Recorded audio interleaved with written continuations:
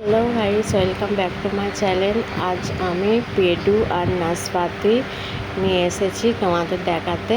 নাশপাতি আর পেডু ঠিক একই রকম দেখতে। নাশপাতিগুলো একটু ছোট, পেডুগুলো একটু বড়। তো চলো, আমি পেটেতে ঢেলে নিয়েছি নাশপাতিগুলো, পেডুটাও আমি ঢেলে নেবো। ঢেলে তোমাদের এখানে দেখা দেবো, তোমরা দেখতে থাকো। পেডুটাও আমি ঢেলে নিলাম। দেখো পেডুটা কত বড় বড়, আর দেখতে একদম পাতা সবুজ কালার, এত ভালো লাগছে দেখতে পেডুটা।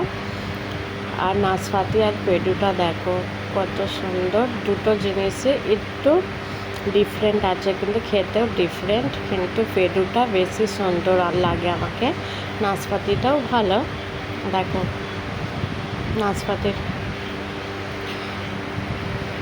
নাশপাতি আর পেডুটা আমি তোমাদের ঘরে কেটে দেখাবো ভিতরটা কীরকম। দেখো, এক পেডু নিয়ে নিয়েছি, একটাই কাটবো।